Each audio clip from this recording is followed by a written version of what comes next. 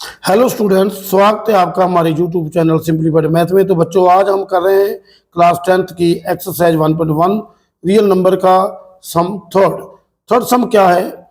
Find the LCM and HCF of the following integers by applying the prime factorisation method. तो निम्न जो integers हैं उनका HCF और एलसीएम पता करना है प्राइम फैक्टराइजेशन मेथड के जरिए। तो देखिए, हमारा फर्स्ट सम है 12, 15 एंड 21।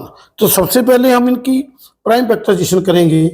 तो 12 को जब हम प्राइम फैक्टर में लिखेंगे तो ये 2 पर जाएगा, 6 आएगा, 2 पर जाएगा तो फिर थर्ड 3 आएगा, 3 पर जाएगा तो 1 आएगा। आगे 15 है, 15 की हम प्राइम फैक्टराइजेशन करेंगे तो 3 पर जाएगा 15, और फिर 5 आएगा तो 5 को जब 5 से डिवाइड करेंगे तो 1 आ जाएगा। 21 है, इसको हम 3 से डिवाइड करेंगे तो 7 आएगा, 7 को 7 से डिवाइड करेंगे तो 1 आ जाएगा। तो ये 12 के जो प्राइम फैक्टर हैं 2 इंटू 2 इंटू 3 है, 15 के है 3 इंटू 5, एंड इसी तरह 21 के भी 3 इंटू 7 है। तो सबसे पहले हम इसका एचसीएफ निकालेंगे। एचसीएफ निकालने के लिए क्या तरीका होता है, हमें एक नंबर को पकड़ना होता है, एक नंबर के प्राइम फैक्टर पकड़ेंगे, उसको चेक करेंगे कि वो कॉमन कितनों में आ रहा है। तो कॉमन को, एक कॉमन जो आएगा हाईएस्ट कॉमन, तो उसको हम बाहर निकाल लेंगे। तो ये देख रहे हैं, इसमें 2 है, इन दोनों में 2 नहीं है तो ये क्रॉस हो जाएगा, 2 है तो इसमें भी नहीं है, और 3 को देखते हैं तो इसमें भी है, और सेकंड में भी है, और थर्ड में भी है।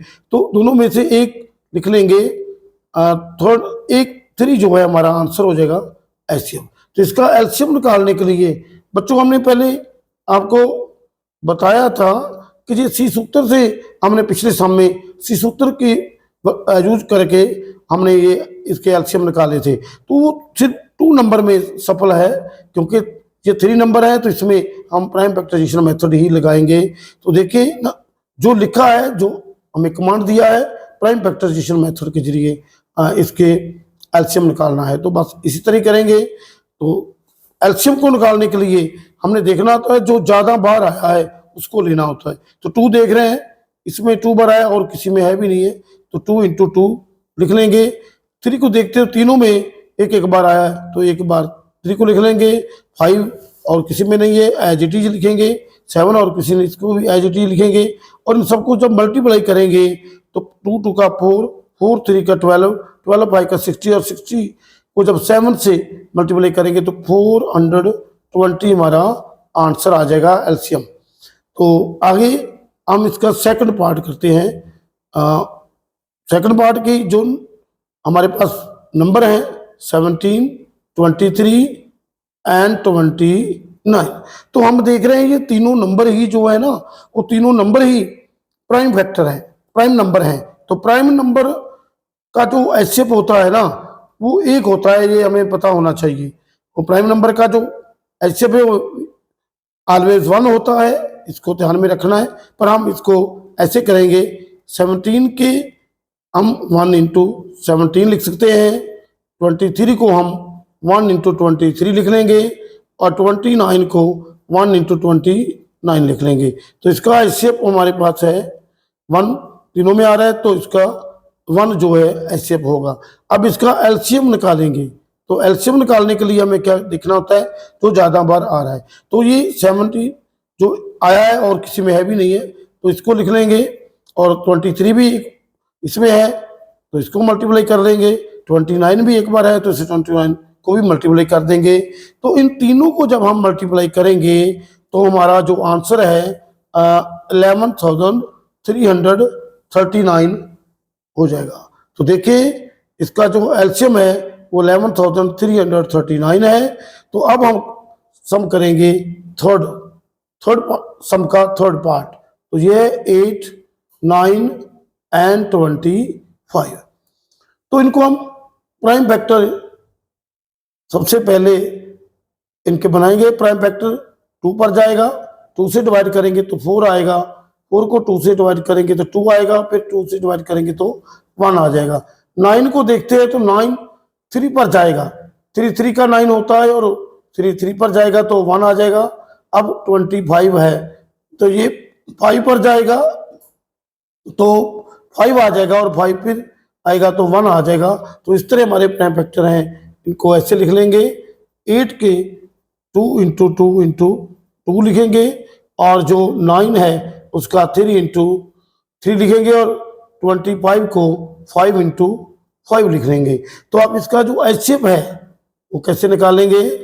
एचसीएफ देख रहे हैं हम, इसका एक नंबर को जब पकड़ते हैं तो इसमें 2 है और किसी में भी नहीं है, इसमें भी 2 है और किसी में नहीं है, तो 2 किसी भी और टर्म में नहीं है। तो फिर जब कोई नंबर कॉमन आ ही नहीं रहा तो उसका एचसीएफ क्या होता है? 1, क्योंकि एक हम सबके साथ लिख सकते हैं। तो इसका एचसीएफ 1 आ गया। अब इसका एलसीएम निकालेंगे। तो एलसीएम क्या है? एलसीएम निकालने के लिए हमें देखना होता है जो ज्यादा बार आया है।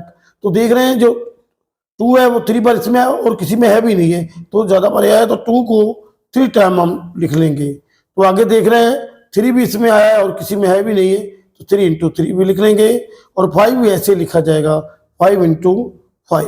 तो इन सबको हम जब मल्टीप्लाई करेंगे तो हमारा एलसीएम जो है टोटल आ जाएगा 2 2 का 4 4 2 का 8 8 3 का 24 24 का हम जब करेंगे 5 से 120 आएगा, 120 का 360 और 360 को जब 5 से करेंगे तो 1800 आ जाएगा।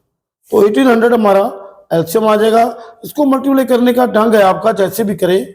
2 2 का 4 4 2 का 8 8 3 का 24 24 का 72 और 72 को जब 25 से करेंगे तो 1800 आ जाएगा। तो ये हमारा सम, इसका थर्ड सम के जो सभी पार्ट हैं वो हमारे सॉल्व हो गए। अब हम फोर्थ सम को करेंगे। तो फोर्थ सम क्या है? वेरी सिंपल है। इसमें हमें गिवन है एचसीएफ ऑफ 306,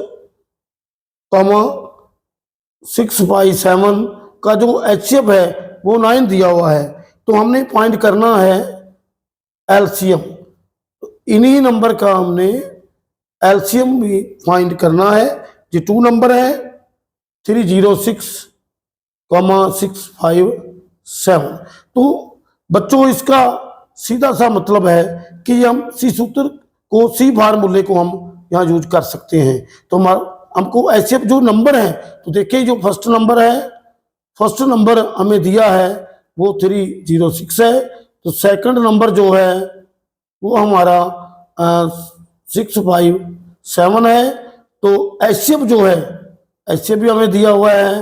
तो एचसीएफ इनका 306 एंड 657 का जो हमें 9 दिया हुआ है। तो हमारा जो सी फार्मूला है उसमें हम एलसीएम निकालेंगे। तो एलसीएम का फार्मूला हमने बताया था कि first number into second number का जो प्रोडक्ट है उसको एचसीएफ से डिवाइड कर देंगे, वैल्यू भरेंगे। 306 इंटू 657 बाई 9 होगा। तो 9 1 का 9 होगा, 9 7 का 63 होता है और जो हमारे यहाँ 2 बचेगा और 7 उसमें लिखेंगे तो 9 3 का 27। तो हम इसको जब मल्टीप्लाई करेंगे 306 को 73 से मल्टीप्लाई हम जब कर देंगे तो उसका जो हमारा आंसर होगा वो होगा 22,338 हमारा आंसर होगा। हम ऐसे मल्टीप्लाई कर सकते हैं, इसको 73 से मल्टीप्लाई करेंगे तो ये हमारा आंसर आ जाएगा। हम करते हैं अब क्वेश्चन नंबर 5। क्वेश्चन नंबर 5 की स्टेटमेंट है, चेक वेदर 6 की power n can and with the digit 0 for any natural number n। तो देखिए 6 की पावर n जो है वो क्या 0 पर उसकी जो वैल्यू आएगी वो 0 पर एंड हो सकती है, जबकि n कोई नेचुरल नंबर हो। तो देखिए हमारे पास इसको जब हल करेंगे तो देखिए if any number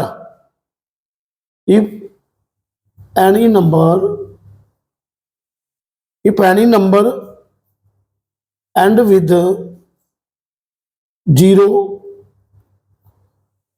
it should be divisible by 10. 10 means 2,5. तो बच्चों कोई भी number, any number and with 0 होगा तो उसको डिविजिबल 10 से होना होगा। कोई भी अगर नंबर 0 से एंड होगा तो उसे 10 पर डिविजिबल होना होगा, या अर्थात हम बोलते हैं कि 2,5 से वो डिवाइड होगा। तो देखिए हमारे पास जो नंबर है प्राइम फैक्टर ऑफ 6 की पावर n, तो 6 के हम प्राइम फैक्टर करेंगे, 2 पर डिवाइड करेंगे तो 3 जाएगा और 3 पर डिवाइड करेंगे तो 1 आएगा। तो प्राइम फैक्टर ऑफ 6n यानी 6n जो हमारे पास नंबर है इसके जो प्राइम फैक्टर हैं वो 2 इंटू 3 की पावर n है। तो हम देख रहे हैं कि इसमें 2 और 3 में 2 तो शामिल है लेकिन 5 नहीं है, क्योंकि 2 से भी डिविजिबल होना चाहिए और 5 से भी डिविजिबल होना चाहिए। इसमें 2 तो है लेकिन 5 नहीं है। तो हम क्या कंक्लूजन निकालेंगे, 5 is not present, 5 is not present in the factor of 6 की पावर n। तो 6 की पावर n के जो प्राइम फैक्टर हैं उसमें 5 शामिल नहीं है। तो 5 जो शामिल नहीं है तो इसके क्या रिजल्ट निकलता है, इसके क्या हमें कंक्लूड करते हैं कि जो 6 की पावर n है इज नॉट डिविजिबल बाय 5, कि 6 की पावर जो n है वो 5 से डिविजिबल नहीं है। तो हम लिख देंगे 6 की power n can not and with digit 0 for any natural number. देखिए ये हमारा क्वेश्चन सॉल्व हो गया। आगे हम क्वेश्चन नंबर 6 करते हैं। उसमें स्टेटमेंट है explain why 7 into 11 into 13 plus 13 and 7 into 6 into 5 into 4 into 3 into 2 into 1 plus 5 are composite number. तो हमें ये बताना है कि ये जो नंबर हैं ये कंपोजिट नंबर क्यों हैं, कैसे हैं। तो सबसे पहले बच्चों ये देखना होता है कि कंपोजिट नंबर होते क्या हैं। तो कंपोजिट नंबर वो होते हैं जिनके 2 से ज़्यादा फैक्टर होते हैं। हम ऐसे भी बोल सकते हैं कि एक तो एक वो नंबर इटसेल्फ और उसके अलावा एक से ज़्यादा और फैक्टर होने चाहिए, तो वो कंपोजिट नंबर होता है। तो हम इसे सॉल्व करते हैं, इसको P मान लेते हैं। P is equal to 7 into 11 into 13 plus 13। तो इसका हम सबसे पहले कॉमन निकालेंगे। दोनों में कॉमन क्या है, 13 है, 7 इंटू 11 इंटू 1 प्लस 1, ये बच जाएगा हमारे पास।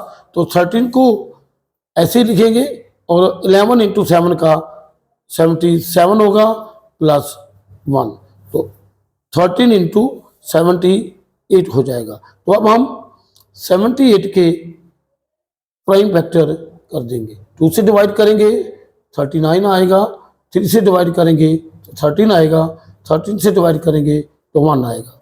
तो ऐसे लिख देंगे 13 इंटू 2 इंटू 3 इंटू 13। तो इसको जब सही स्टैंडर्ड में लिखेंगे, सही सीरीज में लिखेंगे तो क्या है 2 इंटू 3 इंटू 13 इंटू 13। तो हम देख रहे हैं कि ये 1 2 3 एक भी लिख दे तो ये 3 4 फैक्टर नजर आ रहे हैं। तो ये कंपोजिट नंबर है। और आगे हम दूसरे नंबर को क्यू मानकर करते हैं। 7 into 6 into 5 into 4 into 3 into 2 into 1 plus 5। तो इस सम को भी ऐसे ही करेंगे, हम कॉमन निकालेंगे। देख रहे हैं हम 5 इसमें शामिल है और 5 इसमें भी शामिल है, तो 5 को हम कॉमन निकालेंगे। 7 into 6 into 4 into 3 into 2 into 1 plus 1 रह जाएगा। तो अब हम इसको मल्टीप्लाई करेंगे। इसको जब मल्टीप्लाई करेंगे तो हमारा 1008 आ जाएगा। सही ढंग से आप कर सकते हैं। तो ये मल्टीप्लाई करने पर 1008 आएगा और आगे प्लस 1 है। देखें 5 इंटू 1009 हो गया। तो 1009 ये दो फैक्टर नजर आ रहे हैं और इसके साथ हम एक को भी लिख सकते हैं, कोई फर्क नहीं पड़ेगा। और ये देखो 5 इंटू 1009 इंटू 1, तो इसके भी दो से ज्यादा फैक्टर हैं। तो हम क्या कंक्लूड करेंगे कि P since P and Q have factor more than 2, P and Q have factor more than 2, so these are composite number. These are composite number. Question number 7। तो क्या देख रहे हैं स्टेटमेंट में क्या है? There is a circular path around a sports field. Sonia takes 18 minutes to drive one round of the field while Ravi takes 12 minutes for the same. Suppose they both start at the same point and at the same time and go in the same direction. After how many minutes they will meet again at the starting point? तो ये देखिए एक circular path में सोनिया और रवि उसके जो चक्कर लगाते हैं, सोनिया 18 मिनट में चक्कर पूरा करती है जबकि रवि से तेज है और 12 मिनट में वो चक्कर लगा लेता है। मान लो वो एक ही पॉइंट से एक ही समय एक ही दिशा में दौड़ते हैं, तो हमने ये बताना है कि कितने मिनट में वो दोबारा उसी पॉइंट पर मिलेंगे। तो देखिए ये एक पॉइंट है, सर्कुलर पाथ है, इस पर हम लिख लेंगे जी सोनिया है और ये रवि है। इनमें दोनों को इधर ही दौड़ना शुरू करते हैं।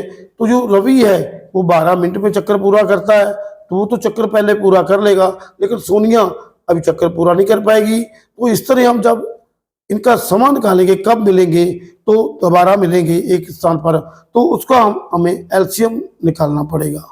तो देखिए the minimum time taken by Ravi and Sonia to meet again at the same point is equal to LCM of 12, 18। तो हम क्या करेंगे, इन दोनों का एलसीएम ले लेंगे। जो एलसीएम आएगा वही उनका जो टाइम है, मिनिमम टाइम है, जब वो एक दूसरे को उसी पॉइंट पर मिल जाएंगे। तो 12 का हमारा एलसीएम है, 2 से डिवाइड करेंगे 6 आएगा, फिर 2 से डिवाइड करेंगे तो 3 आएगा, 3 से डिवाइड करेंगे तो 1 आएगा। 18 के जो हमारे प्राइम फैक्टर हैं, 2 पर जाएगा तो 9 आएगा, फिर 3 पर जाएगा तो 3 आएगा, फिर 3 पर जाएगा तो 1 आ जाएगा। तो 12 के जो प्राइम फैक्टर हैं 2 इंटू 2 इंटू 3 है, और 18 के जो प्राइम फैक्टर हैं 2 इंटू 3 इंटू 3 है। तो इसका जो एलसीएम है हम निकाल लेंगे। देखेंगे ये दोनों नंबर हैं जो इनमें ज्यादा बार क्या आया है, तो देख रहे हैं 2 इसमें 2 बार है, इसमें 1 बार आया, तो हम इसको ले लेंगे। 3 को देख रहे हैं तो इसमें 1 बार है, इसमें 2 बार आया, तो ज्यादा बार किसमें आया 18 में, तो इसको ले लेंगे। तो टोटल जब इसको मल्टीप्लाई करेंगे 2 2 का 4, 4 3 का 12, 12 3 का 36। तो देखिए इसका एलसीएम 36 है, तो हम लिख देंगे एंड में, so they will meet at the same point is equal to 36 minutes। ये हमारा आंसर रहा। तो बच्चों, thanks for watching this video. Please subscribe करें, लाइक करें, शेयर करें, ताकि हम आपके लिए और भी वीडियो लाते रहें।